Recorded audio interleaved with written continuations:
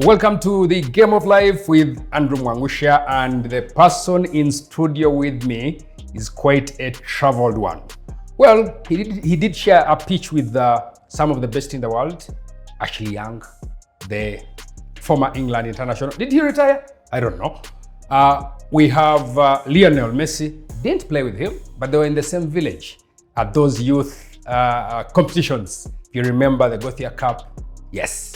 And he's played in Kenya, Zambia, South Africa, Denmark, and back home. Well, you can find him along the shores of Lake Victoria, Entebbe, and when you come back to Kampala, perhaps when it was still Villa Park, now there's a road there, Lugogo, well, home for two, NEC and KCCA, Uganda Cranes. You remember the KKL? He's done lots of stuff. And he is also a fashion star. In studio with me, the man who recently hung his gloves, Benjamin Ochan. I'm so happy to have you here on the Game of Life. Man, with the way you've introduced me, I feel like if you were stars, I'm a full general now. But man, it's great being here. You're looking great, bro. Thank you, man. You said I'm a fashion... You're a fashion star, or they call them fashionistas. Yes. Everyone who retires should look like you. Really? Yes. Aye, man. You mean NEC and KCCA paid you that much? I think it comes to the personality in you. And you said being around Entebbe, you know, being at the gate of the country, and being traveled. Yes. Yeah, but like I was saying, it's great to be here. I've already seen this program, but today I'm finally here. You've come to experience the Game of Life in real time. And right there on your right, I'm sure you can see. Whoa. You can see your friend. The legend himself. Tom Luanga. Lugogo. Man, it's good you know, okay, you have Ferguson here, you have Pele here, but also embracing our own. Yes. Is something very special. Thank you. Ben, let's get into it. You retired from active football at the start of this year. That's shortly after the first round of the Uganda Premier League. And we are entering April. That's just over 2 months. How did you do this? Because you are used to waking up and going to train with your friends. So now you wake up and do what? Hey, man, retirement. I was talking to one of the friends and I was like, one of the benefits of retirement is sleeping a bit longer. But eventually the sleep will go away. Having the same routine for over 15 years or so. It's really so hard to adjust. You know, the brain is tuned into something. It will come to mental health also. You need to readjust, you know, to say now, okay, and welcome the new reality and try to survive in it. But I think I'm trying to thrive slowly, and I'm catching up. Before you even leave that, yes. When you were playing football, how was your day like? Every day? In Uganda or anywhere? Okay, I will say in Uganda. Okay. At KCCA under Coach Mike, you had to be at Lugogo for breakfast. What time are we talking about? 8. I stay in Entebbe. It means you have to wake up at 5 to beat traffic. Yeah. You need to stay there, have lunch. If it's a double session, there is a meal, a must-have at around 5. So you kind of leave home when it's dark, you get back when it's dark. So it's full-time commitment. Okay. Yeah. We will take that as the case study. Yes. Now, when you wake up, what do you do? When I wake up, actually, Andrew, I thought when I retire, of course, the first 1 or 2 weeks were more of a chill, take it easy and all that, being around, watching TV. I do a little of gardening around, dig, keep yourself busy, you know. But I think I had kind of told myself that this reality is coming. And I kind of prepared myself. This is not a decision I took overnight, that sleeping up and waking up, I'm retired. You know, I kind of considered a lot of things. I, like a season before, 1 year to the end of my contract at NEC Football Club, I have one very good friend. He's a special friend. He stays in the States. I normally share with him everything. You told me his name the other day. Kamia Kayanja. Kamia Kayanja, yes. I'm talking about him. Yes. You're like, why you get the call? So I normally talk to friends like him. My late mom used to be my very personal person, and I would share, but now that space. And but I have siblings and I have friends and I have people who really love me for me, not people who love me for a football person. Actually, most of my friends are not into soccer. My dear friends. The ones I call a badek, they're not into football. So I talked about it with some friends of mine. I'm like, man, I feel like giving, like I've given enough. And like, I was like, no. I feel like I've given my all, because I don't feel the energy. I don't feel the fire. You need to wake up to something, like excited about tomorrow. I'm going to hit the training tough. And I'm going to do this, I'm going to do this. It can become a routine, a normal thing. Just go, just be present. But weren't you worried of stepping into the unknown? Kinda, but like I told you, my brain, I had begun to talk to myself. I had these meetings with the CEO of my brain. I was like, man, I think it's about time. So I'd really had these talks, and being a man of faith, I was like, God, thank you. You've given me over 20 years or so of football. I feel my body now needs to take it a bit easy. And also being a good steward, passing it on, helping the next generation, the next kids. Because Andrew, you said I've moved around, and indeed I have, and thank God for that. There's a lot of things that is lacking, both with talent, and the bringing up. Here we think football is just the field of play, the 90 minutes, but there is a lot to it. And while I'm still energetic, I can throw a stone to 1 or 2 stars. I can help them here and there. Where we didn't reach, they can go a bar higher. And maybe that spirit will be carried on by them, and until eventually one day we have Gary Neville here in your studios.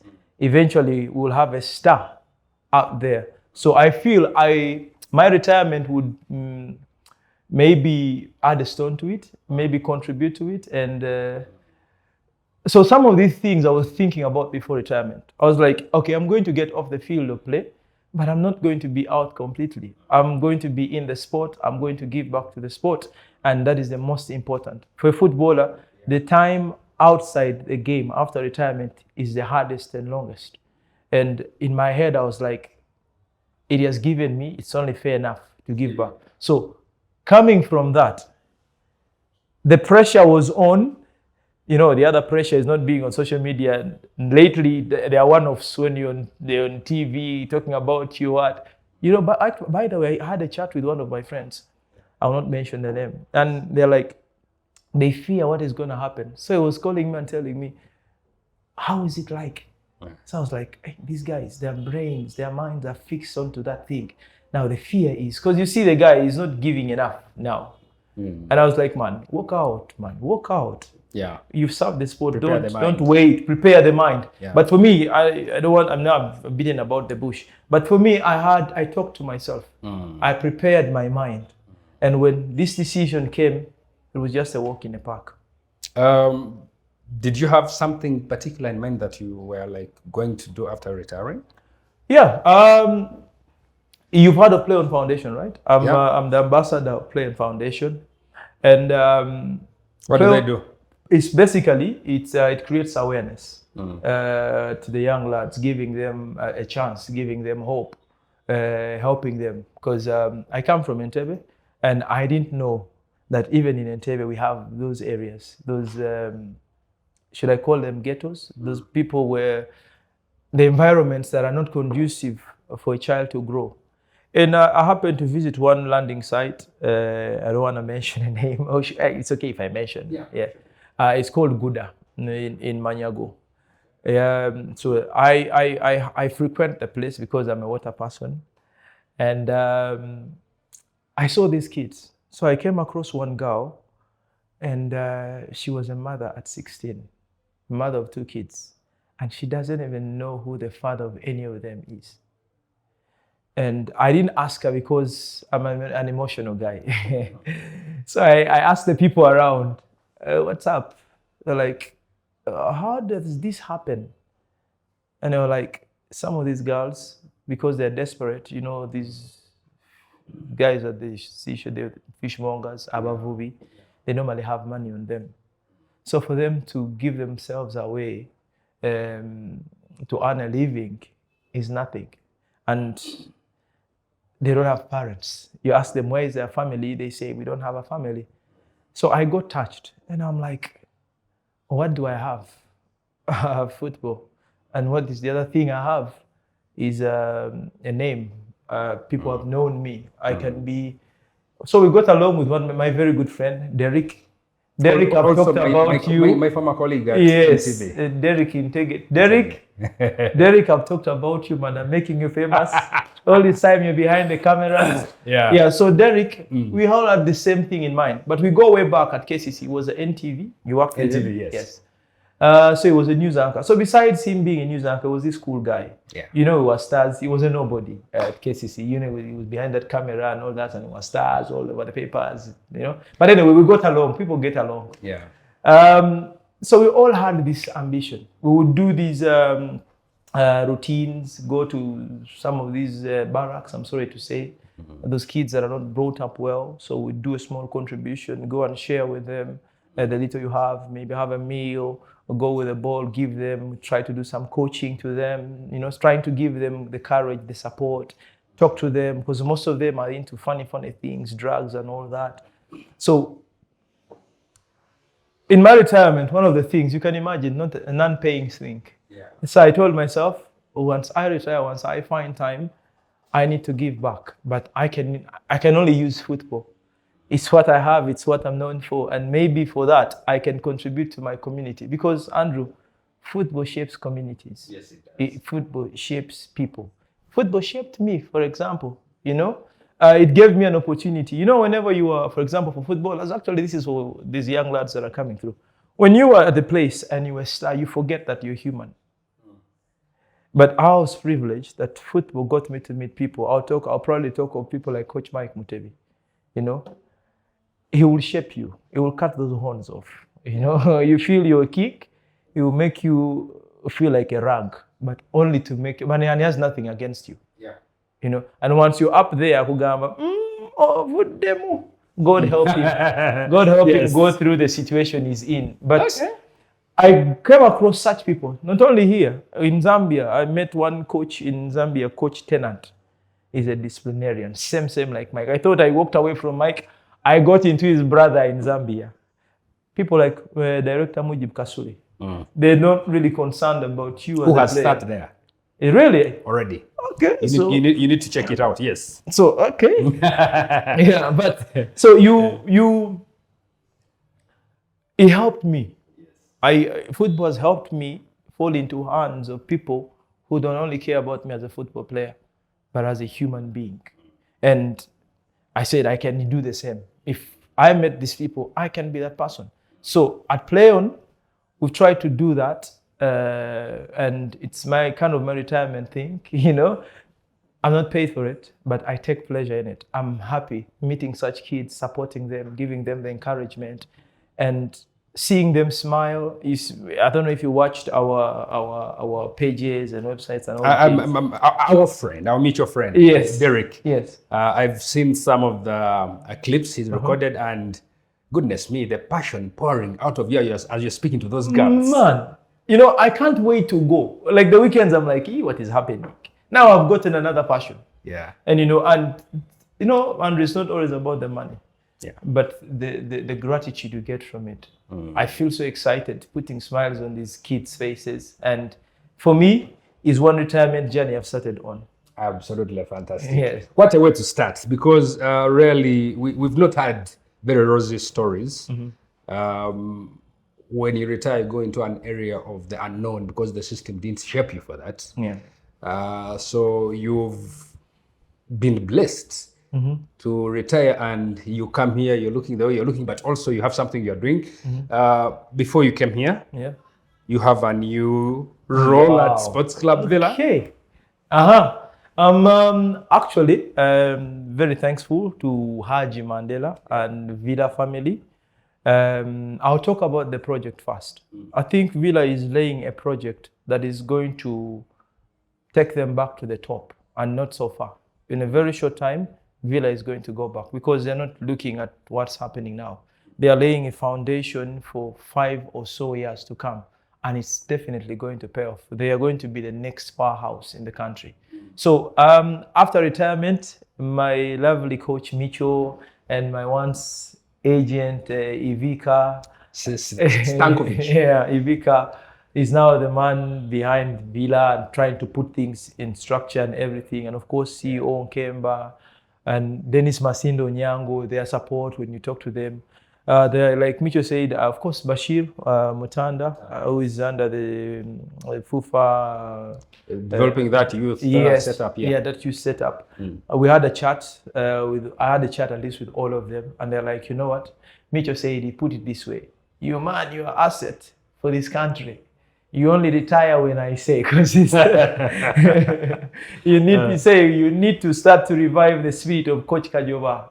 Rest in peace. Absolutely. Yes. So he tells me, you know what? There is no time for retirement. You will retire way ahead, not now. You're just transiting. Yes. So it's important for you to start. You know, and of course, with the help of all these people. They call me over, they show me the vision that Villa has and all the things, and it's one you can embrace. It's for football, and I'm a football person. I'm only off the pitch, but I'm always going to be a football person. So I'm now coaching at Villa Youth, goalkeeper coach, and the club agreed on paying my coaching badges. So very soon I'm going to enroll for a CAFC for starters, then nice. B, NA, and go all the way. Let me say it on camera. Maybe Haji will hear. Please, Haji, I also have to go for the UEFA Pro. Okay. Yeah, and all these coaches in the world. I want to be in the studios like Sir Alex Ferguson. Absolutely. Yes, so this message is for Haji. Yeah. Who will be joining us? Haji, I'm very grateful for the opportunity of starting on my other side of football coaching, but I need to pursue all these coaching badges, and I know that is something small for you. You'll handle it. As Mandela there. How does it feel working with the small boys? Man, like I said, I've been at Playon and I'm working with these kids. It's, these kids, the beauty about these kids is that they trust completely in their coaches. That's why it's very important who is handling kids.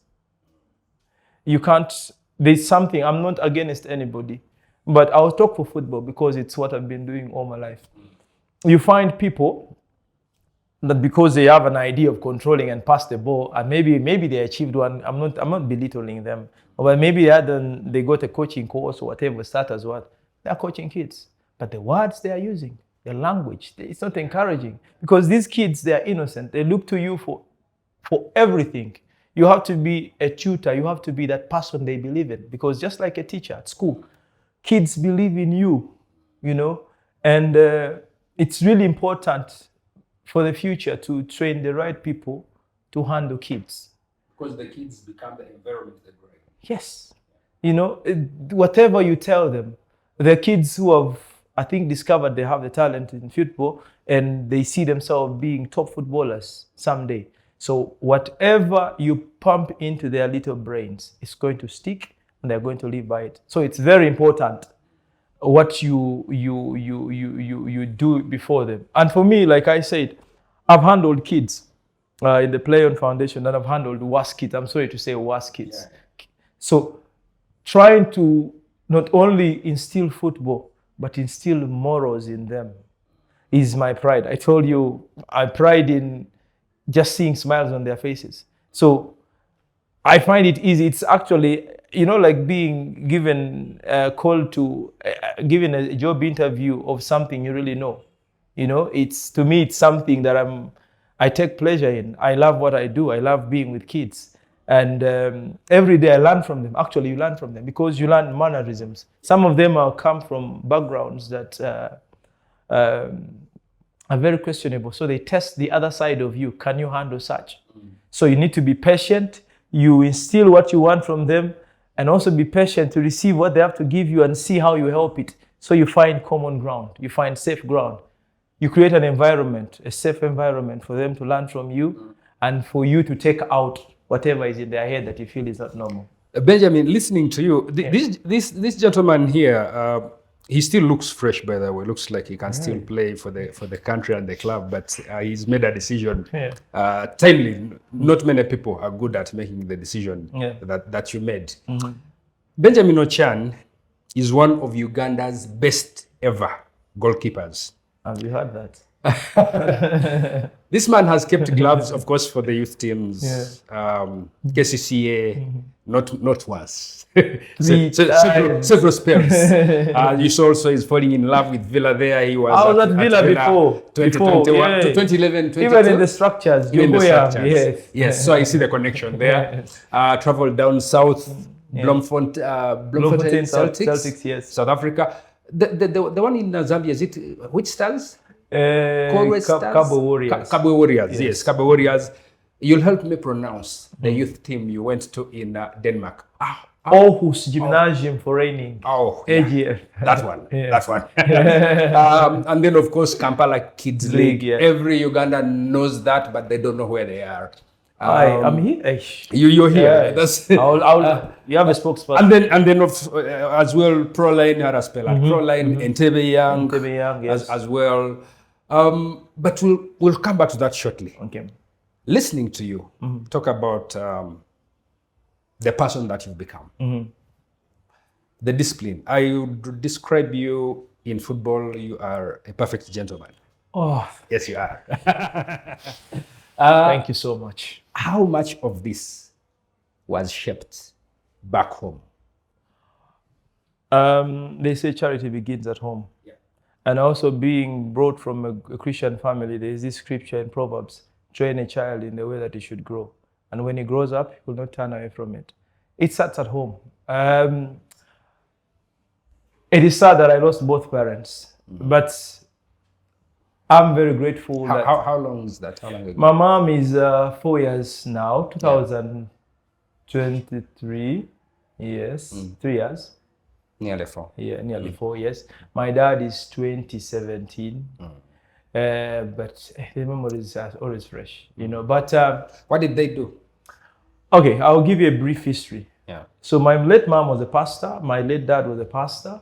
I talk of my sister. Our firstborn is a bishop. Our our firstborn is a pastor. So that shows you the kind of family I've grown up from. Early morning prayers at 6 must. Late night prayers at 10 must after meals. Every Sunday you need to be at Sunday school. So listening to all these stories, just imagine how home is like. But I would still find time to go and play football, only to come back to a beating, you know. But I give it so much to my parents and to my family. And it's very important, the families you come from. I only feel sorry. Why I have love for these kids that don't have parents? They don't have that chance to be helped and talked into life in that parental way. So that's why the compassion comes from, I had it, they didn't have it. It is so sad. Even my mom passed away when I was in my 30s. But I still feel, I wish she was here, you know. So the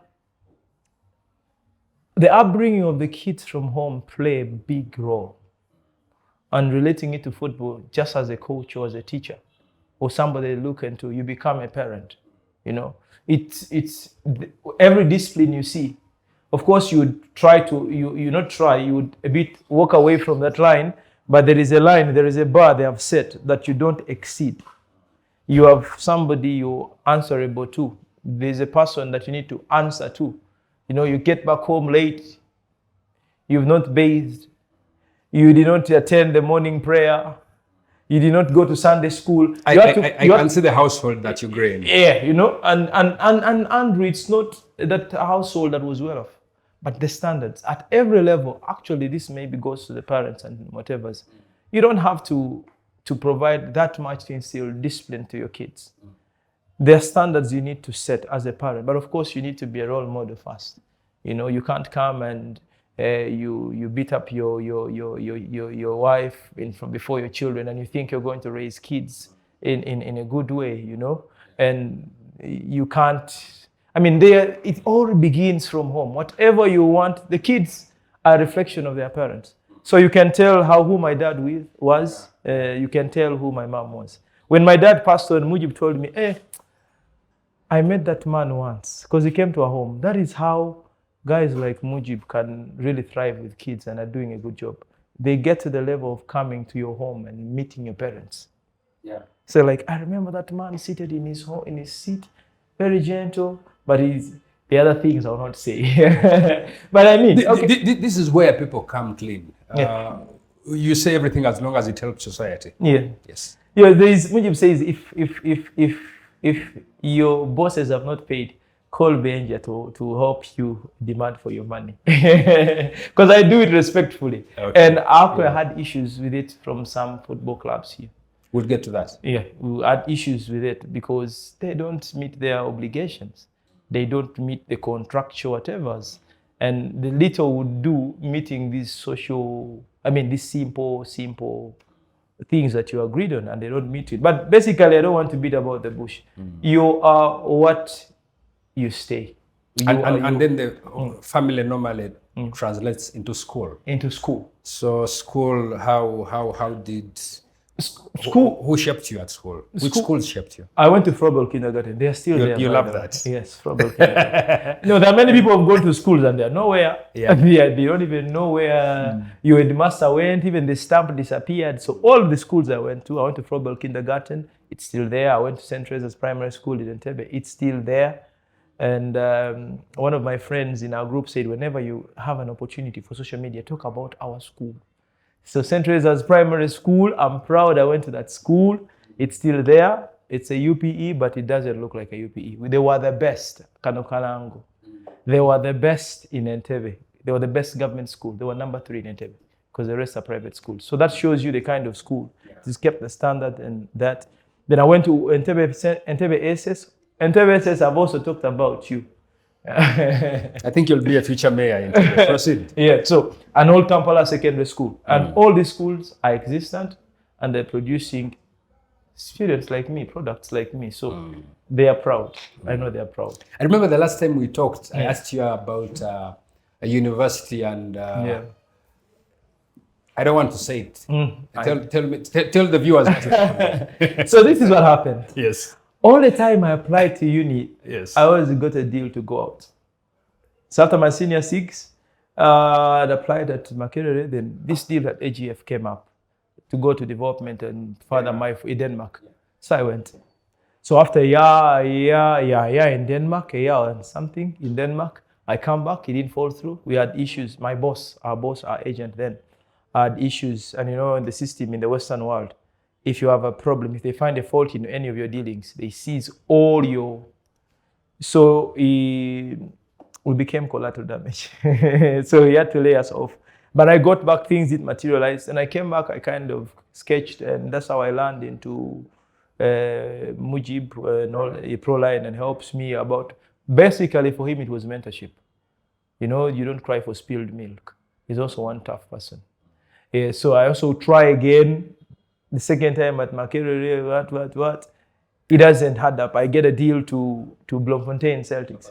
Yes. And there is, of course, education is very important. But there's also some of us that God has given talents that would change the story in your family. So looking back at the family I come from, that decision was made easy. However, now that I've retired, I've seen one, how do they call him? This promoter, what's his name? Baggio. I've seen him at the university. It's not too late for me, so don't be surprised one of these days seeing me attending lectures. Yeah. But I'll talk about that. Andrew, football shapes people, like we said. What I'm talking to you about are lessons that I didn't pay for, that football that I learned at the job. Going to different societies, meeting different people, learning how to behave, learning different cultures. I can survive anywhere in the world. And if you still attended university, which you told me. I'm going to for the papers, but the basic skills I have. How The to carry university myself. that you attended, Yes, is football university. is the football university, It's what God gave me. and it's brilliant. Yeah. Like it gives you so much. It's given me a lot. But I would love to. One of my dreams is inviting you over to my graduation Sure. with that. How do they call it? The gown and Because I've won most of my friends there. There I also get it, put it on and show off a bit. But I want to own one. yes. And I would encourage many soccer players, if you can pursue both. Please go. The problem is the environment here does not encourage that. I'll tell you a case in study, and I'm sorry if it offends anybody.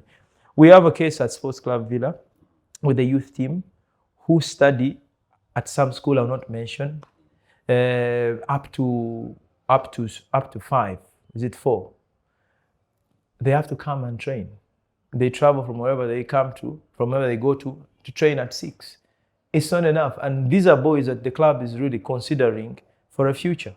You know, how I pray that the education system also kind of adjusts. And the beauty is that it's Ministry of Education and Sports. There are these people with special talents. You need to create a schedule that also gives them an opportunity to go and try and find themselves elsewhere, because you don't know where life will throw you. Maybe growing up, my parents thought I would be a pilot, but look at me. I've been a footballer. But you've been flying anyway. I mean, maybe it kind of relates. But what I'm trying to say is that the system here should create an environment that these youngsters can go and pursue other things. You never know, they may be good at it. However, they need to carry on education. I'll tell you about the academy structure that I went to in Oz. We went for football, but we went to school. But in the football setup, you need to be at school. And these clubs provide that setup that you go and train, but at the same time, attend school. Yeah. So that is the thing we should adopt, because, Andrew, there are lots of talent in this country.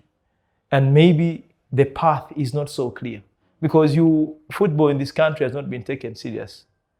I would say not only football, but sports. It's like, it's leisure, but sports is a big business out there. It is. Yeah, it's a big business. I'm grateful for the big man, what he did for the Chan team, giving them those lots of money. That was an eye-opener. That people work all their livelihood, but they don't get that paycheck that the kids got for the performance in Chan. You know? So it means it's a business.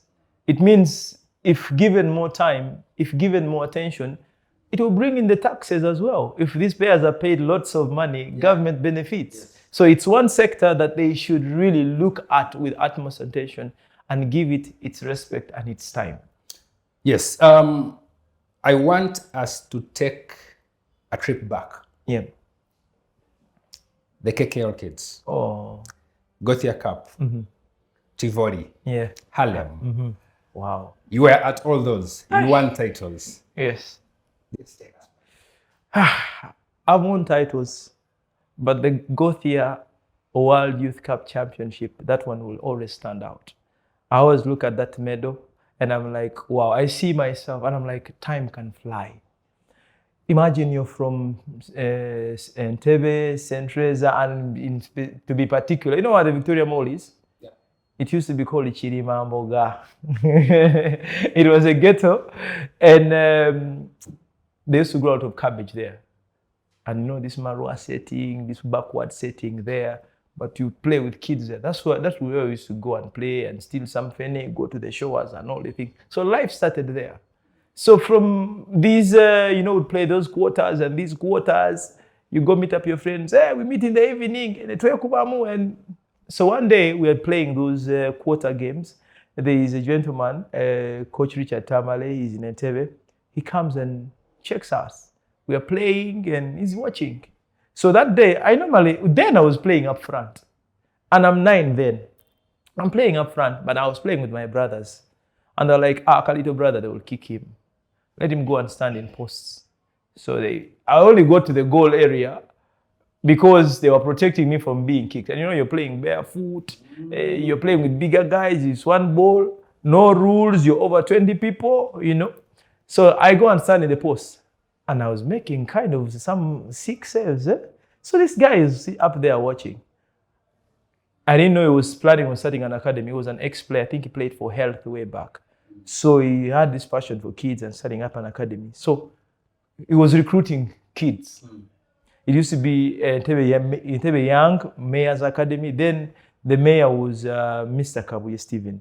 So he would chip in a little, and also one Mr. Chimuli is an accountant. Yes, I remember him. Yes. Yes. So he would chip in. I think those are the people who knew Tamale.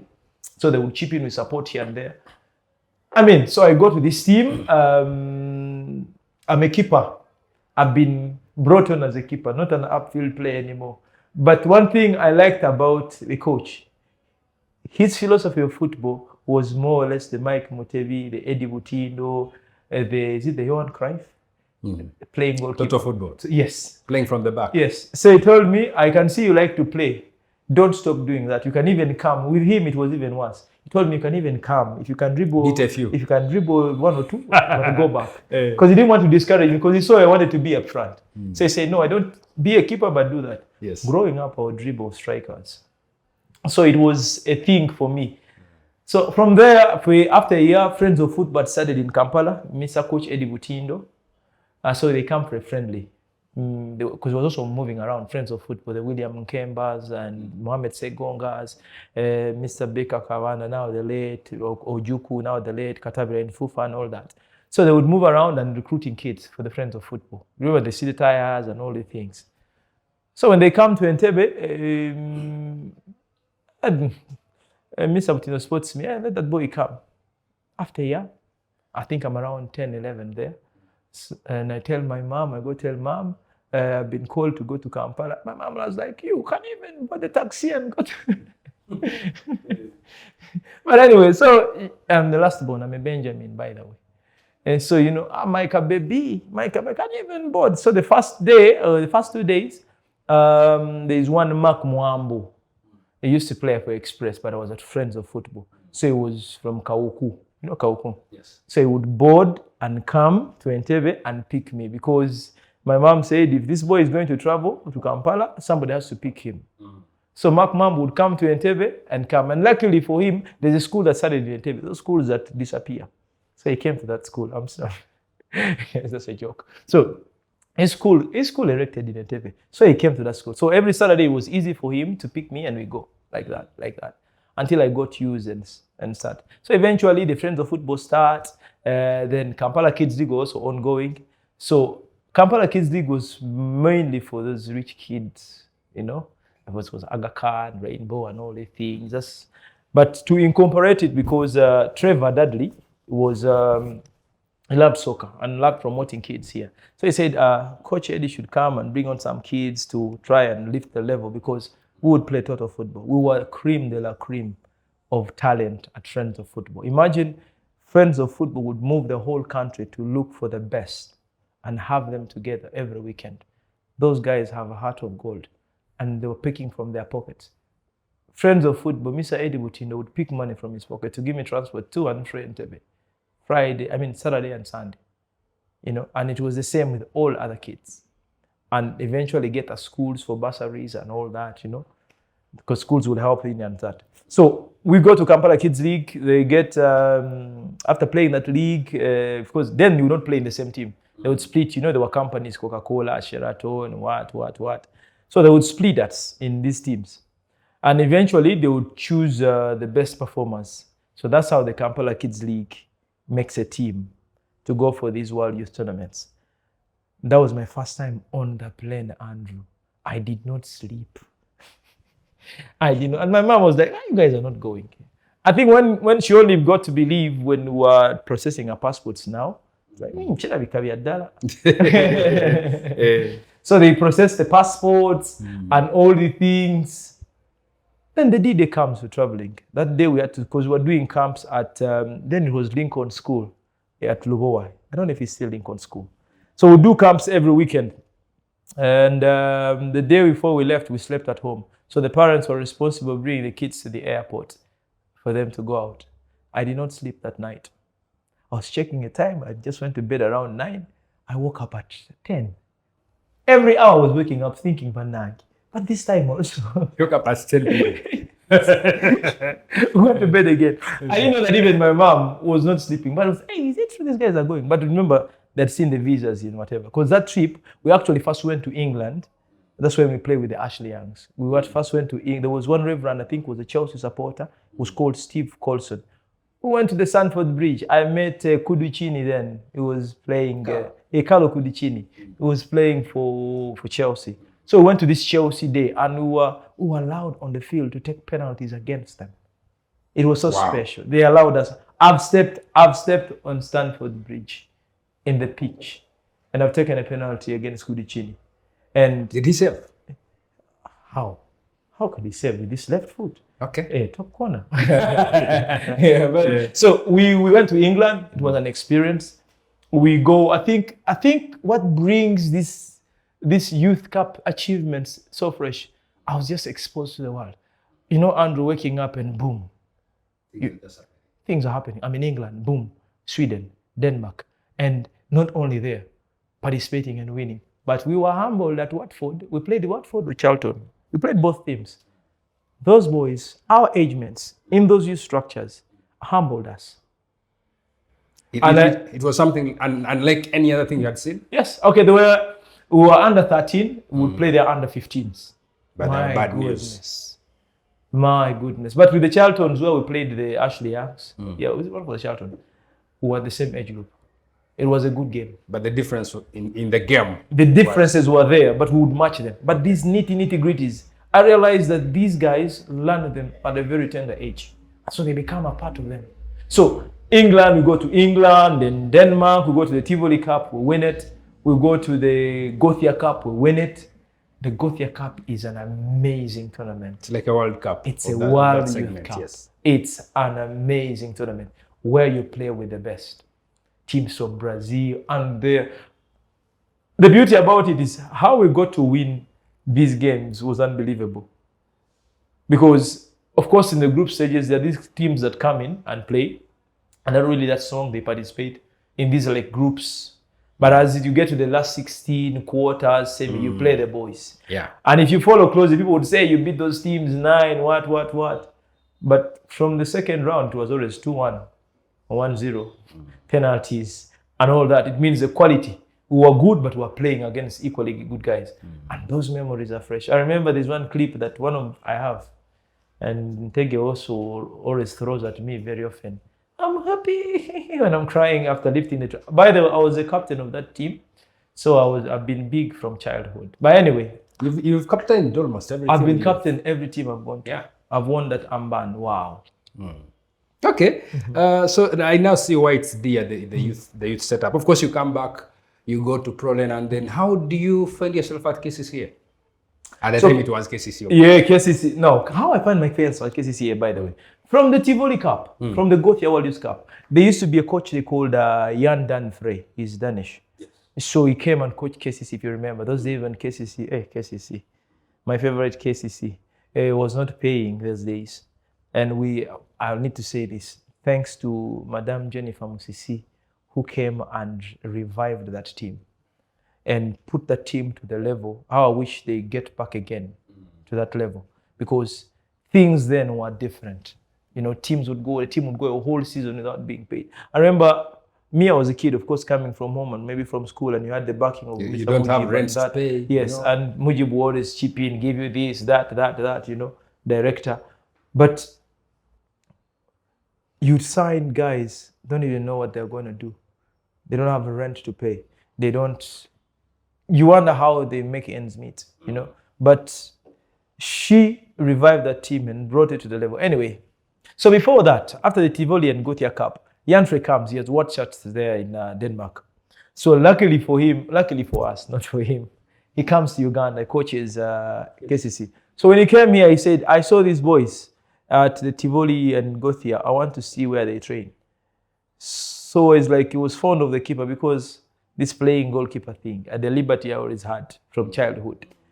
So he said, I came to Old Kampala second. That's why we're training with Master Eddie Butindo and Master Serum Kumandat. So he asks for me. I want him to come. I know he's going to stay here, but I want him to come and be training with us, one-offs. So I would go and train. So I would train with then there were the Musokes and Musoke and I don't remember the other keepers, Ogwanga, I think. But I would train with them. So Coach Sadiq, of course, I would not do the trainings they would do. So Coach Sadiq, after working with them, would find time for me. Coach Sadiq Wasa would find time for me and give me those basics. I think it was my first serious footballing goalkeeping coach. You know, so that's how I first got to KCCA. But I don't play at this time. But then Mr. Mujib, director Kasule, was a player, and I think he always had the thing for kids. So he would pay attention, and before you, whenever had issues, you always find a soft spot somewhere. I think it was my soft spot. You always go to him, chips in here and there. So that's how I go to KCCA, and that's how I get in touch with him. But from there, I said, I think it's best you come to Proline. Then Proline started also. So it was easy for me to also come to Proline. I think I was everywhere. I was at Proline, I was at Fourth, and I also would go to the villa sometimes because it was all over. You know, kids. All this time you're going back to Entebbe? Yes. Okay. I'm going back to Entebbe.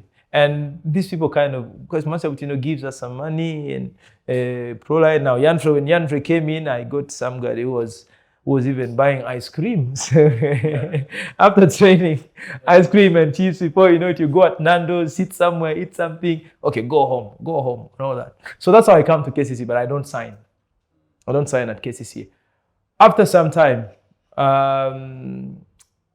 Yanfre left, of course, and he kept following us. He said, one day I'm going to bring you to Denmark in a youth structure. But he said, study the importance of people care about your education. He told me, study at your senior 6, then after, you come to Denmark. So after senior 6, as soon as I finished my exams, after the VAC had applied, Makerere, what, with the results came, he said, no, you first come this side and see, you have a future here. So he worked with one Klaus, a guy who was working with in their agenting company. So that's how I go to Denmark. So when things don't work out, I get back to Uganda.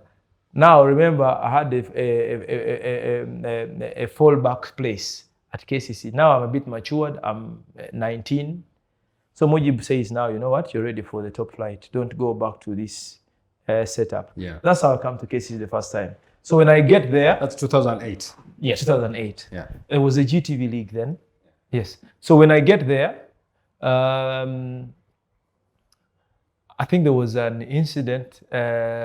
Actually, Coach Moses Bassina was coach at KCC. So the keepers, I think there was a problem. Keepers got injured, and I was the only one. And then there was this student license thing. So Mr. Muji pushes for me to sign for KCCA. And Coach Bassina says, let this boy go and leave him in my goal. Because what can we do? We can't. But luckily for me, the backline was for experienced players. The Samobirus, Late House Kaya, Muhindo, Muyinza, these are all solid guys. So they will tell me, I just go in the goal, we'll protect you. And I think what pushed them to working hard, they knew they didn't have a keeper. Yeah. so they kept their goal. And luckily for the few chances that would come in, I would find myself saving them. Yes. So that's how the confidence grew. And unfortunately, Coach Moses left the team. Then Coach Msimbe came on. He gave me liberty. Said, play. You're going to play. And he enjoyed what I was doing. I think he had not seen a young player who wants to play so much. So he said, just play. Just be safe. Play, don't be under pressure. We went 22 games unbeaten. So that's how that's how we win the 2028 GTV League KCC. 2008. 2008, right? Yes. So sorry. So that's how we win that league. And after that, we play the Champions League. Of course, the winners go for the Champions League. We play against Denis, somebody I was looking up to at Villa now. Playing. It was a super sport then. And we eliminated them. Brian Omoy, I think that year was player of the season. Yeah, we both went to South Africa. He went to Supersport, I went to Bloemfontein Celtics. Yeah, so that is KCC 1. Yeah. Benja 1, like Obote 1, Obote 2. So that is Benja 1. I don't know if the other one we don't count. The one who was training with Ian, no. So that is Benja one. So I go to Bloemfontein Celtics after a year or so. The coach again got fired. And you know, South Africa is only 5 slots for foreigners. Normally the coach they bring in has, yes, so I'm let go. Then again, I fall back. Director Mujib, you know, he has this tough love also. Don't cry for spilled milk. Come, we rebuild again. So I come back to Benja 2. No, this Benja 2, I first go then to Villa. No, there was one Victor. I was there for 6 months. Victoria University. No, Victor's Victor. Oh, the late yes. Bell. Yes. So I played there 6 months. I've actually played with Coach Muza. Friend. Yes. I met with him yesterday. Yes. I was like, Muza, I'm going to talk about He's my hobby at St. Leo's College. Yes, I played with Muza, but of course he was always this big guy with this in-chested body. I know, man. Sorry. So I was there 6 months. Then I went to Villa. Then they had signed Coach Mike Mutebi at Villa. I remember that very well. Yes. He had a budget of 300-something million and he wanted a project. Should I tell you with the Muemas. Should I tell you what? Yes. Mike had lined up the kind of players he wanted to work with from Coca-Cola schools tournament, which I happened to be. So when he got signed, he had a list of players. All of us were Coca-Cola products. And the team was dominant of left-footed players. I think, dominant. Even on the right, it was so bad that sometimes on the right back, they are left-footed players. One day told us, one day I'm going to field a team of entire left-footed players. Even the substitutes. Why? Because he thinks they're special. Yeah. And Coach Mike loved me so much, but he would not show. He said, keeper wangetako so we leave him. If he wants to dribble, let him dribble himself. Show up. Because you would want to start and some of these guys are timid. They don't want to receive the ball. So me, I come. You would encourage. Imagine you're the last man. Come, and the fans would be on their feet. What is he doing? What? But later they got to appreciate, you know. So I go to that Villa side, the fold. But unfortunately, remember the football wrangles that happened. Yes, 2 leagues and that. But I sided with the one that employed me because it's my contractual obligation. It's very, very important. I know this Villa was the fans, but the other one employed us. And we had to stick with... So I stuck, and after that, after season, things got to normal. I go to Victoria University. I think that is when I first thought of hanging my boots. I'm like, Benja, you're a bright boy. You can always do. That's when I thought about university again.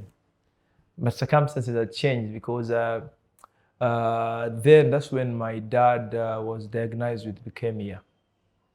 And things became a bit ugly. You had, with the little strings, I would not think of going educating myself because with every little penny in you, you need to do something.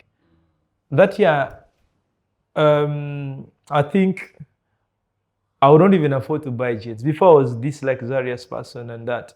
But because of the love that and the sacrifice that he had given for me, I felt the little monies I was getting in football and that was to support home, support him wherever I could. Of course, people came in, my siblings as well. But I would not see myself paying the sums of money at uni, and yet my dad was not feeling okay. So I had to chip in every now and then. So I was like, okay, uni, but I also said, uni, I don't have money. Let me keep playing and doing 2 things or so. Things got ugly, and I wanted to retire then. Actually, I had retired then at that tender age. Until one coach, Moses Oloya, Ugo Boss, the goalkeeping coach, yes. It was like you and Coach Isavili and Coach Mole, they were the coaches at Victoria University. He phoned me one day at it was a national team game at Namboli, and he's like, hey, what are you doing here? Where are you playing? I said, Coach, me, I don't want football anymore. He said, what? He told me, tomorrow, I want you at Victoria University. I thought training. I said, well, coach, training or what? He said, go at the university. I didn't know that at the university at Kamocha was a hospital. So they were waiting for me. I came and wrote my name. You write your name and that. Benjamin, football team. Okay, come. I go to the bed. I said, I'm not sick. Okay? Yeah. Kuma was doing a medical. I was like, but in my mind, with what I was doing, I'd gone through the experience in South Africa and in Denmark and all that, doing medicals and that. I called coach. I'm doing a medical. Yes, do a medical. After, on Wednesday, you're coming to training. So when I came, I'd even developed some car. By the time he had kind of got out of hand a bit. He said, you. Because Coach Ugobo saw me at the few stints I had at Villa, because he was one of the goalkeepers there. He said, you. The one I saw growing up, you want to retire at that age. Don't want that nonsense.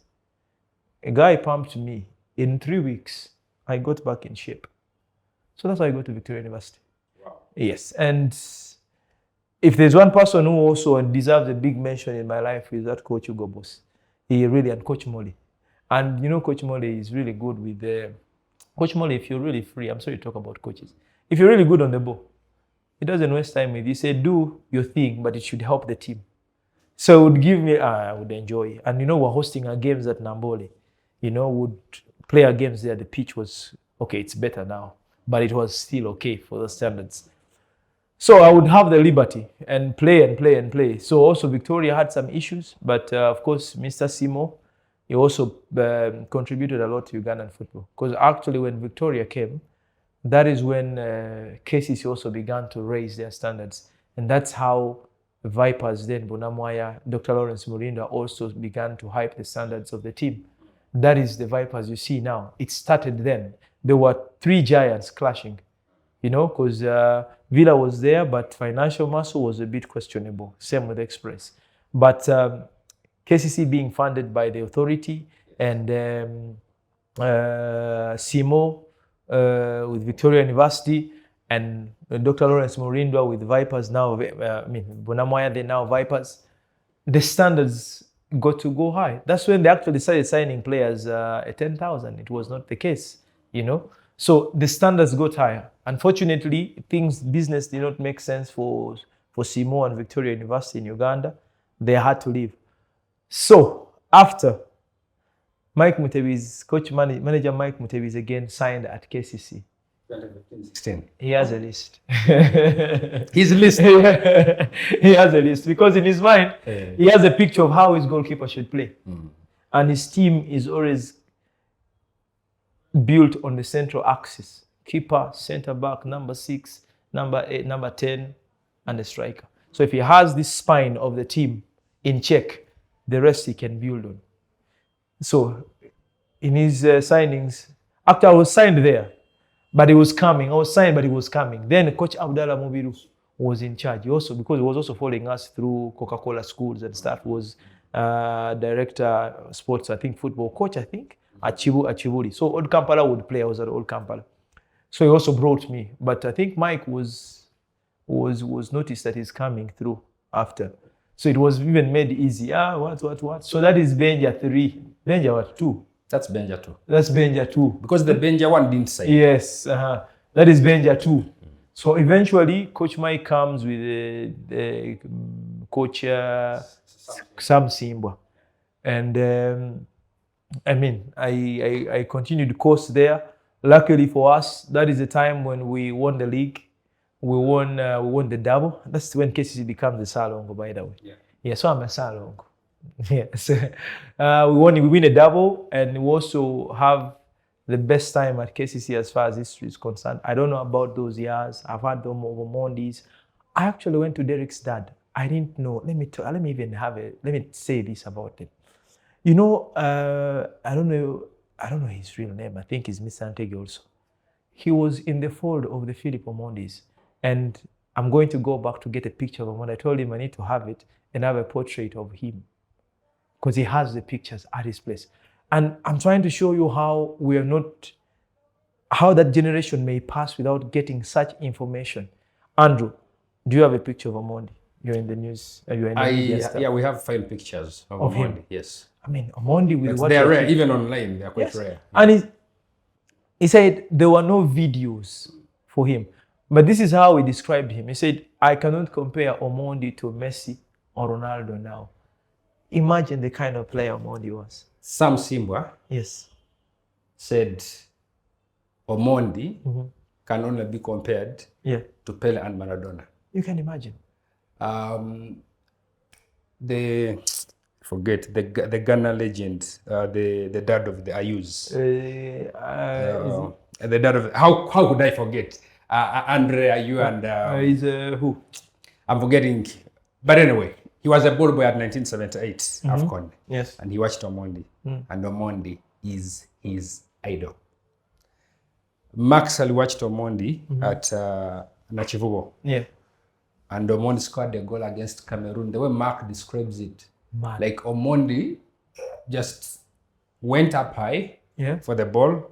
Other players came down, he remained suspended, chested the ball, and then volleyed it in. That is exactly. And the crusher almost collapsed. That's Ntege's dad. I think it's Mr. Entebbe. Yes, and the person we were talking about was Abed Pele. Yes. Abed Pele, yes. He said at one time, it had they thought it was maybe a fluke or how we call it in football.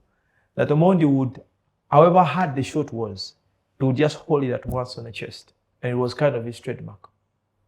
However hard it was. Leave alone the thing where he chests and he drops and does what. But he would chest it and hold it there. Yes. And literally turn. That's it.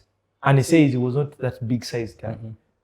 That's Omondi for you. So yes. And Andrew, such people, you should host them and get to, I mean, this thing should we had Jackson Mayanja here. He described Omondi as well.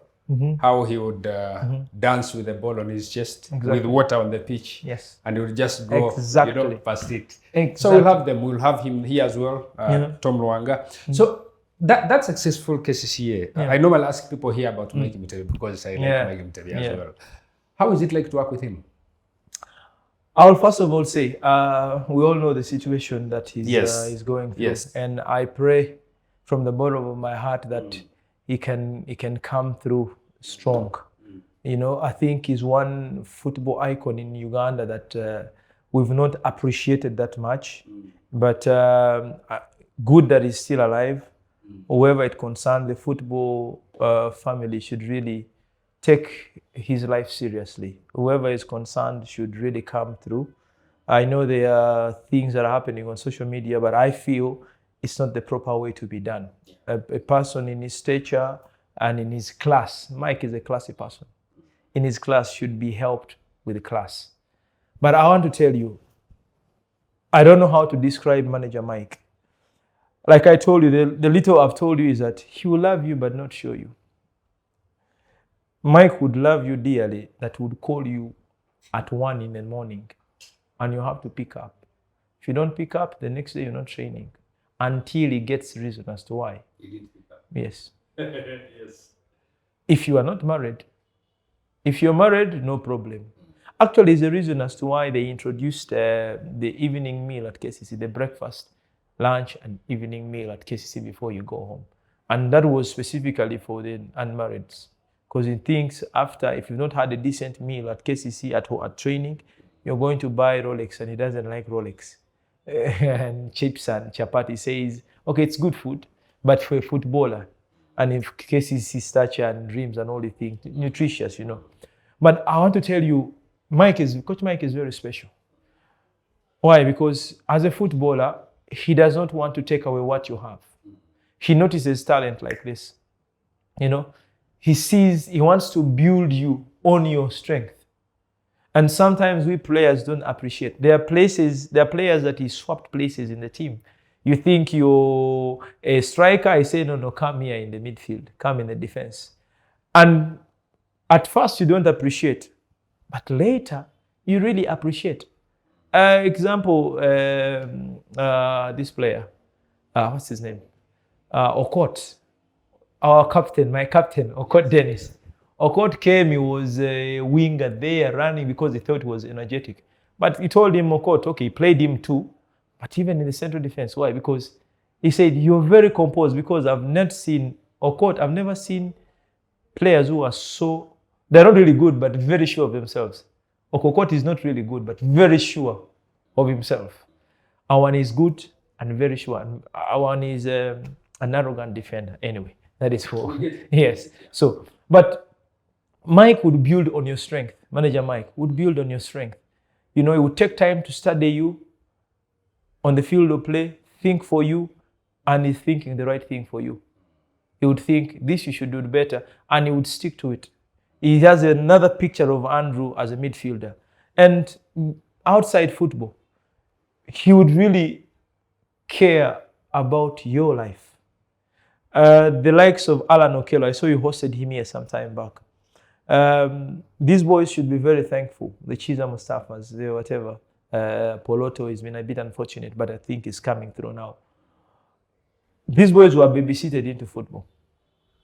Because I'll tell you, there's one training session, Ivan Entebbe, my friend, number 6, Okello was dribbling. Koja. Yeah, Koja. In that game where we walloped on Duparaka 7. Yes, that is the game that Allan Okello comes on the stage. So on that game, I think it was one of the trainings in the week. So Okello was trying to do something. Okello was, he's sure of himself. And it's a very good thing. The lad is sure of himself. And Coach Mike was like, we need to build this boy. Fast forward, against the Mamelodi Sundowns, manager Mike told us, we are come to South Africa, we want to sell this boy. And he gave the responsibility to Geoffrey Serunkuma that if you attack Okello on the field, Geoffrey would attack you from the top. If you shouted at him, you see Geoffrey is a very quiet guy, shout at Allan on the field. Because Geoffrey out of the field is very reserved, he doesn't say a word. But on the field, when you attacked Allan, my goodness. So Allan was actually a boss in the field. So in one of these training sessions in particular, we were playing. Then Okello is trying to think. He wants to think. From way back as a kid, he wants to be with the ball. Because he's thinking, and the beauty about him, he has this sense. He has this eye, I think that's why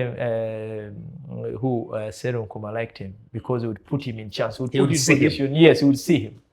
So Entebbe calls for the ball at his number 6. Entebbe has always been number 6. I don't think if there's any number he could play. Entebbe, Ash. So he calls for the ball.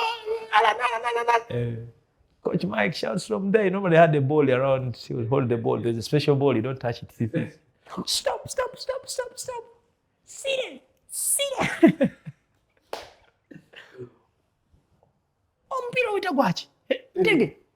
What can you do for us? Just block the attacks. Let the ball think. Stop. Training stop there. Let the boy think. Why do you want the ball? What are you going to do? Let him think. And the boy, the beauty about him, he knew when to do it, Allan. He knew when to do it. So, Mike would develop you wholesomely and leave alone the football. But see how Allan believes in himself. That is not the Allan Okello, the Langi boy who came at Lugogo then. He gave them this confidence. Look at Mustafa Chiza, same. Look at Poloto. Look at that generation, Achai Habat, same. They were brought up with tough love because those boys were signed with literally nothing. But there was a saving scheme that was done for them. And that is what clubs in Europe and other places have been to do for youngsters. They sign you, but they have a saving scheme for you that will keep your little nickels in future when you need them, that you can put them in proper use, then you can manage them, So Mike, football really needs such people because Mike is not sorry. If he feels he's doing the right thing, if he thinks he's building you into that player, he's not sorry. He will do whatever it takes. If he sees you here, Ochan, you have to be there. He will do everything to push you there. And you just be good to yourself and appreciate. Ochai was not in the picture if it wasn't for Mike. Remember that season he was MVP? Ochai had gotten off the picture. But he pushed him. Then he was the only local player on the first team of the A Cranes. Yes. Remember? A locally best player. And he also give it to people like Coach Mitchell who believed in local players and all the things. So Mike, I think football, we were lucky to work under him because he did not really look at you as a footballer. He looked at you as a good human being. And for him, even if you are not that good enough, but you are willing to learn, he will take you on. And if you gave in your best, you would become a product. Awesome. Very interesting story with Mike. Now, of course, you got KCCA, you win 2 more league titles, 16, 17. You have Uganda Cup in there. you go to Zambia, then Yeah, Cabo come Warriors. back. That's fun. You I'll tell you still the no, tell the story. It's about Mike, manager Mike still. Yes. So it's something to talk about. How do you call it? Mental health. So I'd lost my father around that time, and I was struggling. Yes, I was struggling with a lot of things. I was struggling with losing a parent, and this is one thing that clubs in Uganda should take on, caring about the mental health of the players. You know, I was mourning, grieving, and it was so painful, and I was not sharing it with anybody, and it was just in my head, affected my performance. I remember I was not even myself at training anymore. Actually, I lost the first team spot after the Confederations Cup and all that. I came back. I thought I'd gotten over it because the Confederation time was the time. I remember when my dad passed on, we were playing Mamelodi Sundowns. Then we come back, play El Masri, go to the Confederation group stages. I thought I was strong enough, but there was these whispers in my head that kept on putting me down. And to make things worse, when my dad passed on, I had a very close buddy of mine. He's called Herbert Chigongo. We became brothers. He was like this. We would see each other every day. Unfortunately for him, he was also working at KCCA, the company. He was working for the institution. But we'd get along like this. So one day we played the Villa game in Masaka. A friend of ours had given birth, so we wanted to surprise them. I remember the Pep store at Nakasero. So we wanted to go and do a shopping and go and surprise them and all that. So I was like, hey, we are playing here in Masaka against Villa, but I think by 10 we'll be done. I'll be in town, because then we'll play and chuchuchu, you get home. Man, after the game, I check my phone and I have over 50 missed calls. Somebody you talked to before the game, you find missed calls that he's died. He was dead. He got involved in a car accident. That. Yes. And the plan was to meet him. So the wife was calling me. And I was not picking, only to call. So that was the climax of that pain. It was too strong for me. I didn't have anybody to talk to about it, besides praying about it. I would not share it with anybody. So I was dying on the inside, and my brain was off. It was switched off completely.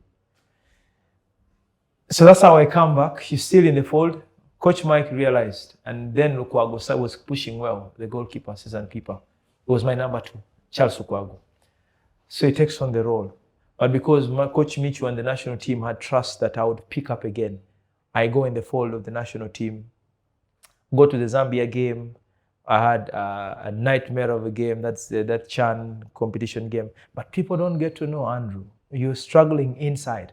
People just care about the result. They don't know what is eating you up. They don't know, because every poor performance for a footballer has a background. Every good performance has a background. In that documentary, that interview we're talking about Thierry Henry, how it talks about the power of the brain. You know, if the brain is right, if the sounds, the voices you hear are sound, it's going to be translated in your real life. It's going to be translated in whatever you do. So anyway, so I lose a friend. I'm down. I'm completely off. The brain is not there. The heart is not there.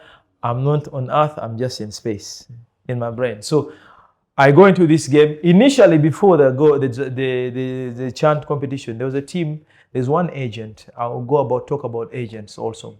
There's one agent that had kind of assured manager Mike that, Mike, I'm going to take Benjamin to this team, kind of look for a replacement. So Mike was like, okay, fine. If the deal is good. If the deal is good, let the boy go. He served us well. And he began to make plans. He signed another keeper. So then there were only 3 slots for the goalkeeper. For goalkeepers at the club. And so he signed a new goalkeeper to replace me. So after the Chan competition, because it was a deal that did not materialize, the other club pulled out. So I come back to Uganda with all the insults from the social media and all that, and cyberbullying, and these players need to be helped. When I will talk about that. And I walk to his office. He calls me. I've made rounds of yes. So he calls me, tells me, you know what, your agent. He called in my agent, came to me, told me they're going to sign you, and I don't have you in my plans. I know people are going to be on my case, but also, you know, he said it joking, of course. With the poor performances you've made, nobody's going to kill me for letting you go. But he told me one thing: I've groomed you to beat that. You're going to beat it wherever you're going to. Then I walked out. So I walked out, released, and I start my journey of like, now should I retire again? These whispers kept coming, but I walk home. On walking home, Kumbe, there are people who care, you know. So there's one Simon and Mr. Agaba, the lawyer, Edgar Agaba, is in the Villa Fold, used to be the Villa Fold, and one manager Dan in Tali. They, of course, it was all over news, Benja Bamungovie, KCCA and all that. Little did they know, they began to cook something. So going home, then I brought my mom home. Remember, my dad passed on, I was staying with my mom. And she was like, you all over news, this for abusing my child, what. I told her. Said, Mama, relax. You know, like any mom. So I was like, okay, fine. I said, it's fine. I'm okay, no problem. I'm okay. I'll find a team and play and all that. Because my stress, I always wanted to go to my mom with only the good things. But she would, you know, moms are angels. She would know, you're not okay. So I would go fighting. I was like, that day I came, she looked at me and said, what? There's a problem. Seen on TV, your coach has chased you. What? So what? What? I know she got concerned. I was like, Mom, relax. That's not your problem. Our people will handle that. So we go for dinner and what? Simon calls me through Mr. Gaba and all that. They call me and manager Dan Tali. They call me, we've sent you a ticket. Please, your flight is at midnight. You're coming to Zambia. Now, the circus begins again. So I'm like excited. Okay, hey, God is looking out for me. Hey, you know, excited. There's a deal. So they book a ticket for me. I go to the airport straight from Lugogo being fired to being revived again. You know, you're landing on a deal in Zambia and this. So I was not actually supposed to go to Cabo Warriors. I was supposed to go to Lusaka Dynamos, where Ochaya was. Yes. And actually on that flight we were together with Ochaya. So we go, we of course connect Ethiopia, then connect Zambia. Now I think my ticket was booked hurriedly. So it was only to Ethiopia, then connected to Lagos. And the window was closing for Lusaka Dynamos, was closing day after. So the coach had to see me for training twice. And that's how Mugabe Yassin landed that deal, because for him he was already there. The slot was for me, but Mugabe was trying there. So for me not coming on time, it gave him opportunity, which was good enough, but it was kind of, I'll tell you the drama.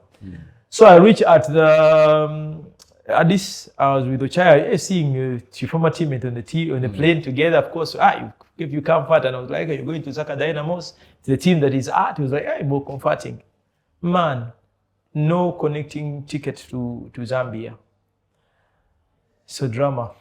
I go to the desk. They say, no, your ticket is to Lagos. My luggage has gone to Lagos. It's connected already. I don't have any money. Remember, from Lugogo, home, to being called, go straight to the airport. No money, no nothing. So I go. Reach there, very stuck, confused. I say, now, God, you brought me here to, to show me that I'm useless now. You know, and you know, there's this thing about overstaying at the airport. If it's more than 48 hours, you're deported or something. So I'm like, God, now I need to pray you help me. Now, luckily, I told Ochaya, please, I don't have money on me. Find a way of connecting people to help me. I think he began to do something, but he had to go. We couldn't all stay. So he went. But I think he did not fall through. Luckily for me, I think KCCA had qualified in the group stages of the Champions League.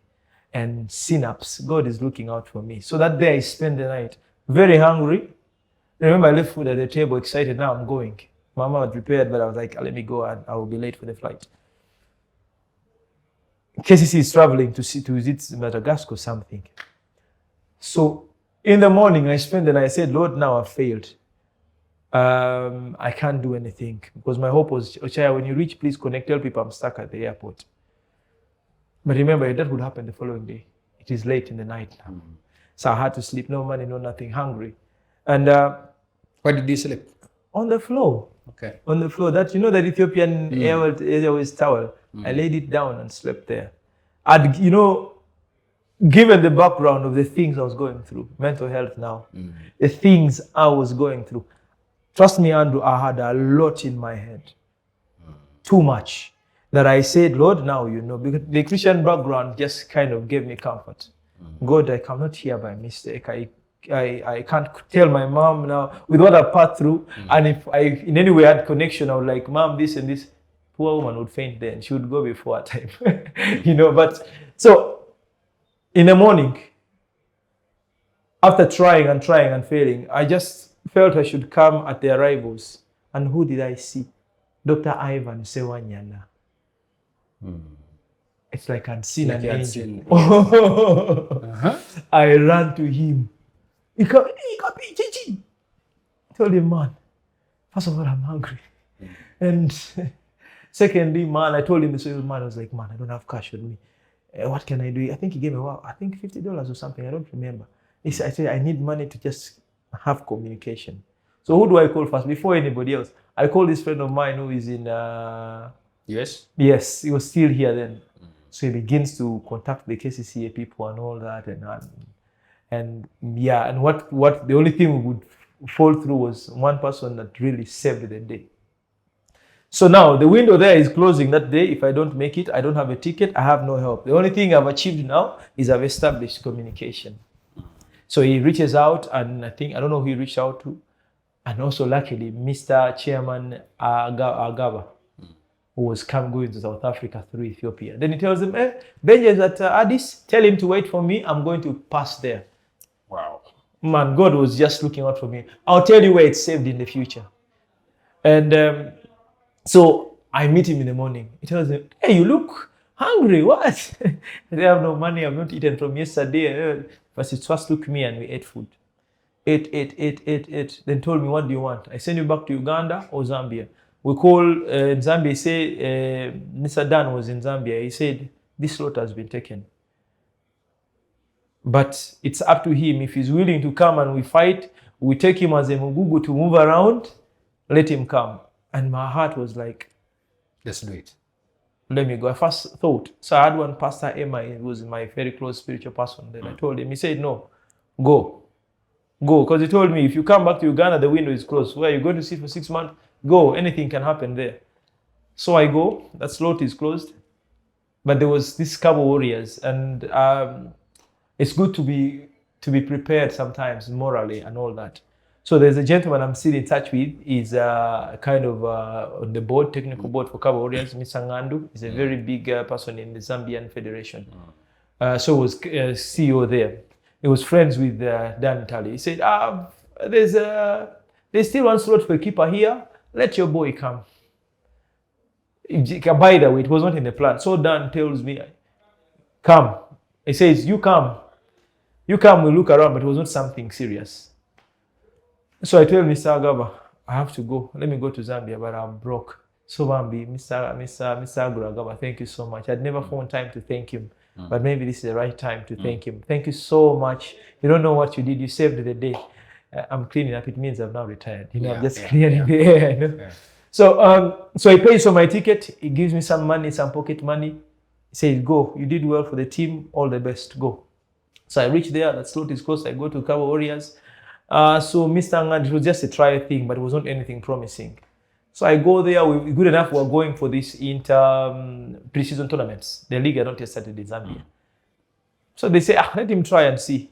One game, another teams want me. Power wants to sign me. Now, the team that wanted to take me initially, that spoiled the party, also comes in the fold again. Little did I know it was Nkana of Zambia. Yes.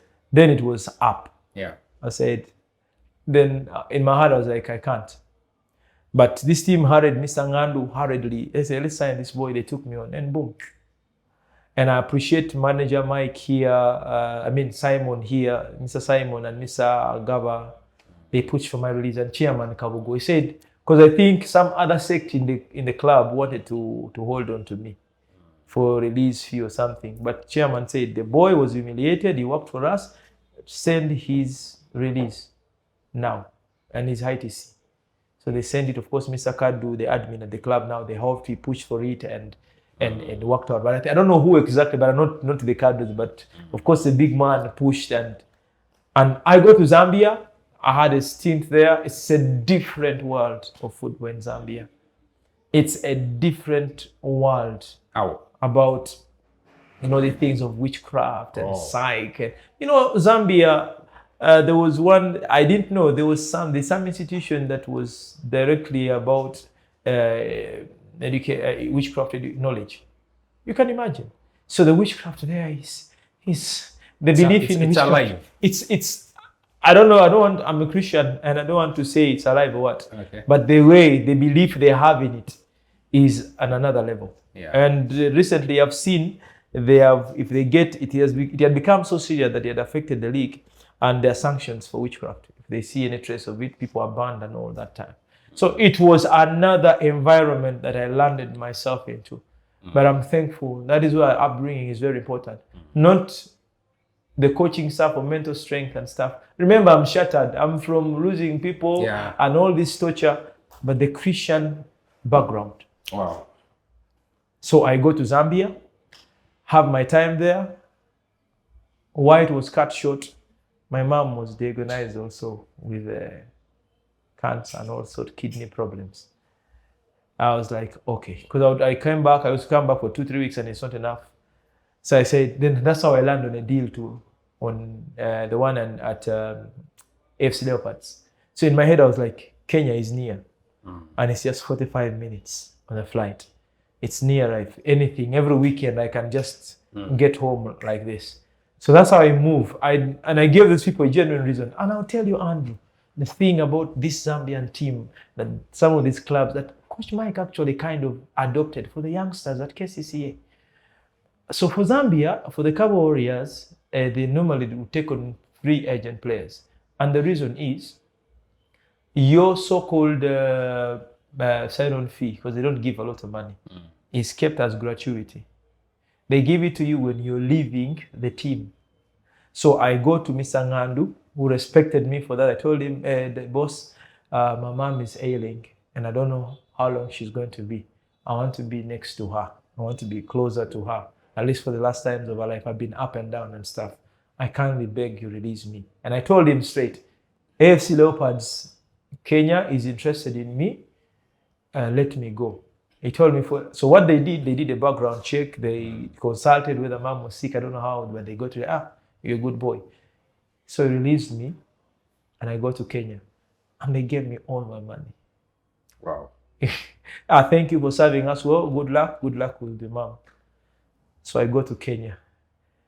And it was actually near. You'd hop in there. And mom used to stay whenever she was not with me, she would stay in Soroti. So Soroti, Nairobi, you come through Busia.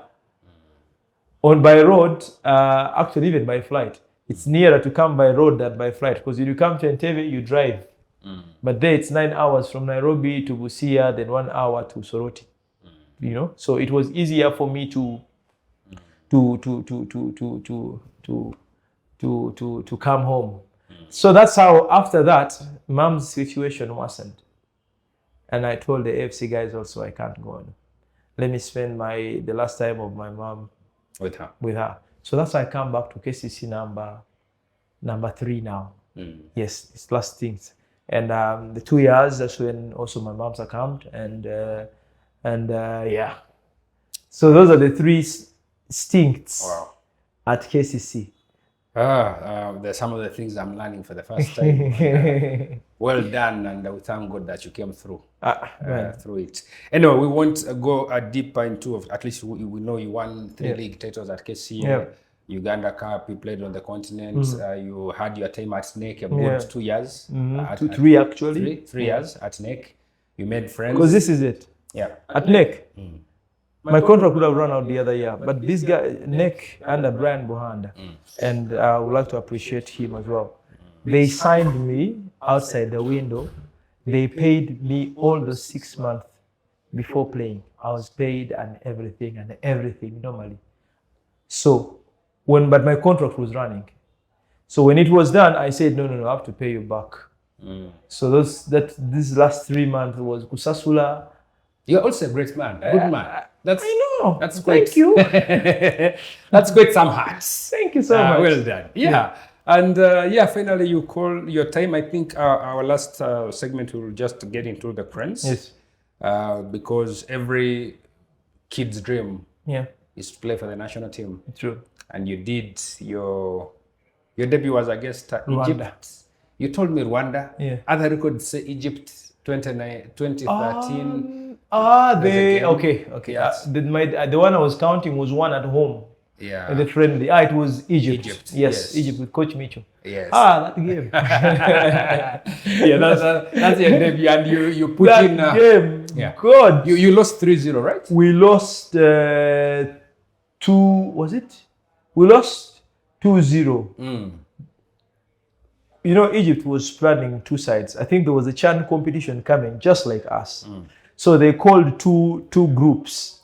The Chan team and the one with the Salas, the Shikabaras, the who. So we played the Chan team who were all over them. They just scored us.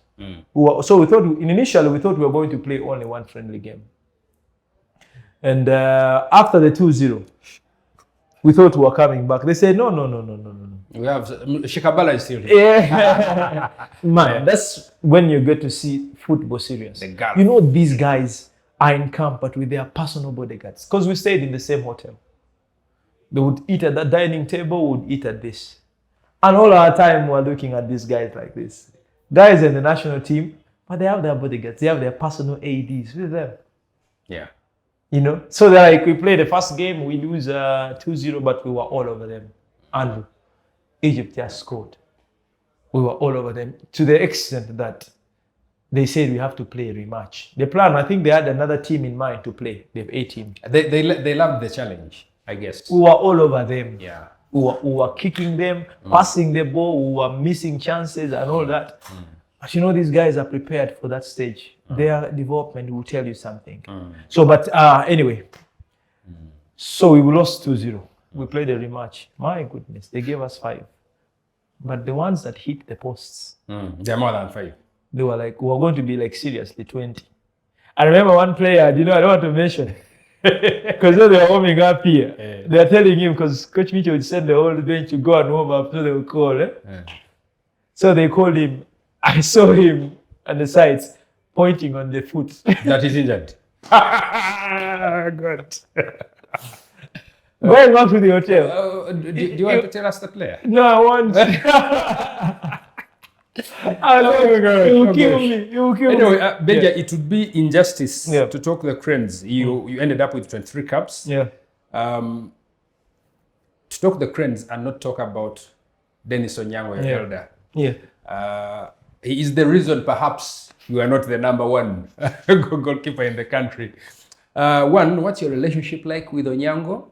And do you guys, Isma Watenga, Robert Donkara, Jamal, literally you were in Onyango's era, and he was so good, he became the best player in Africa, 2016. And by that, it meant that you guys will not be #1s for the country. No. But I will take you back with Coach Kajova, the late, rest in peace. What he called us was a goalkeeping family. And he said, your elder brother was Denis. Because Denis was in that hierarchy from the Postnet Somonis, from the Coach Mugis and who. It was the understudy and the youngster in them. So it was only carried on. And the setup that the late had put, and we really need to fight to put it, because it's very questionable now. But at the moment, I'm sorry to say this, I'm sorry if it offends anyone. There is no #1 goalkeeper in the moment of the country. Fortunately, you are right. Because I don't count Denis now, because very soon I'm sure is almost, I think the AFCON, I would wish for him to be in the AFCON, the one at home, just to send the legend off well. You know, and I also hope he considers after this one. Oh, I know he will be around, but on the technical bench. Oh, that is great. Maybe we'll also be co-coaches with him. But Mr. Kajova, the late coach, had put a goalkeeper union. Like we had a group that we were in, and it was a family wishing each other well. And just yesterday I met Denis. He'd come for a break. You know, it's an international week. And I mean, he's really led at the front as an elder brother. I think he's been in support. And I think as a goalkeeper family, we are proud of him. It's not easy for a player to be Africa's best. Especially a goalkeeper. Especially a goalkeeper. Yeah. A goalkeeper to be a player of best player in Africa. And you give it to him. And like I said, sometimes football shapes life. Sometimes you don't have to be on the field. You need to be here and see others win. And it's your contribution. And you're proud. That's why we need the fans in the field of play. They push us, the motivation. Maybe the support in training for beginners pushed to the good performance we've seen with Denis and all out his career. And I'm only proud to have worked around the legend. And I will tell you, you guys pushed me well. And whenever I went back from the national team fold to Mamelodi, you would see great performances. And he doesn't perform that way when he's there. But from the national team, his level goes up. It means he's been working in a very good environment. It means he's been getting, I'm not saying the coaches there don't, but it means we had something special with the late coach, Mr. Kajova. For me, I don't know about other goalkeepers. I'm proud to have worked around the legend. And I don't feel bad I didn't have to take the number one spot. But in life, you don't always have to be number one. It's also good to be on the side and see others achieve. Fantastic. We take a quick break because it has to do with something legends. And I think we have a legend in the house. Who is your legend? It doesn't have to be someone famous. I'm running for Piccolo. And I will be running for myself. To inspire all those who think they are too old to run. And I'm running for my daughter. This April, run for them. Join us at the Legends Marathon, Sunday, April 19, 2026, at the Chambogo Cricket Oval. Registration is only 50,000 Ugandan shillings. Register now at www.thelegendsmarathon.com. In proud partnership with Fans, Uganda, Pride Bank, Hardware World, Self Blessings, Black, Ruby Hospital, The Game of Life, The Moose, and Rock Telecom. Welcome back, and that there is the Legends Marathon, and that's part of the wider project Impact Sports that I dreamt of as a journalist who has covered sports to help empower athletes so they are ready for life after sport. And the man himself, a legend in the house, Ben Ochan. You said you'd be there, right? Definitely, especially for sportsmen and sportsmen in general. When we get off the stage, a few of you will try to look for us and try to see what is getting on with our lives and stuff. And thank you for this initiative. I'm sure it's bringing to life many of the ex-sports people, you know, to know that they're relevant and also empowering them. Yeah. Congratulations. Just the other day, you were named on the committee of the new Academies League. You follow. Yes. Well done. Thank you. At least now you're really passing it on. Sure. Play foundation, passing on. Yes. And now, finally, we have a segment that closes the show. It's called Pass the Torch. See, everything is about legacy. I know. So, Ben, in that segment, you literally advise the next guest. Now, I'm assuming you don't know the next guest, or this could be word of wisdom to the next guest, or to the kids that you're coaching, or to anyone who cares to listen to listen in. So, as your parting shots, what word of wisdom or advice do you leave? First and foremost, you talked about being on that committee. Like I said, passing on and giving back to football. I started on my journey. I like one of the initiatives by FUFA. They have a master plan, and retirement is one of them. And by them bringing along like me and I'm an ex-player on such tables is a good thing.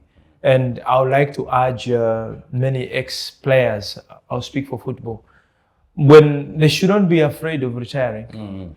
Life does not stop there. And one thing that we should adopt as football community in the country is giving honorary retirements to ex-players and sending them off. It shouldn't be a prison. I told you, one player was telling me, man, they fear for retirement. I'm telling you, I'm like, man, I've been running. These coaches will run you like you do a Cooper test. You know what the Cooper test is? It's like referees throwing your heart up. But talk about the marathon and try to put you off. Yes.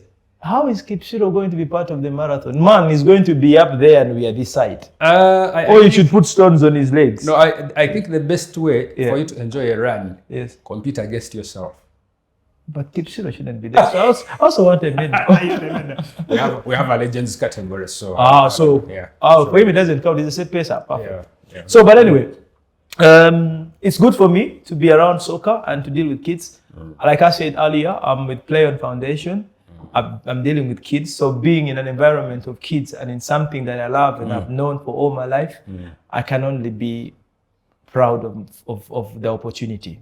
And also for passing it on. You said pass on the torch? Pass the torch. Message you want to leave? This goes out to the next generation that is coming.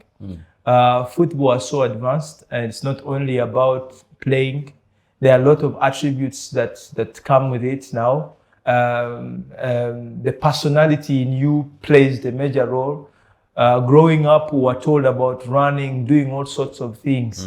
But being a great footballer rotates around a lot of things. It's not talent anymore. On the field of play, you can play football, you can kick the ball around, you can be gifted, you can be talented. But a lot of things need to protect you. And how do you protect yourself? Your brain, protecting your mind. You know, mental health is very important. Your mind should not just be tied to the game and don't think outside the box. I know football is a full-time commitment. When you go pro, they want you there 24/7, but your mind should be thinking of empowering yourself. Thinking of life in its fullness, because outside football we are human beings, and this is where most of us get it wrong. This is, I think, for the retiring whatevers. Get it wrong because they are afraid of life after football, you know.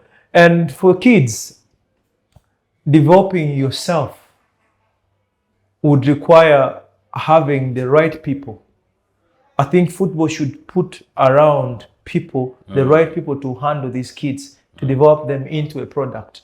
The reason as to why we're not breaking through in that market is that preparation. We are not creating enough safe ground to develop these kids at all levels. I'm not talking about the football, about the mental strength. We don't fail there because we're not good footballers. We are great footballers. But whatever comes to it, the icing is what we miss out on.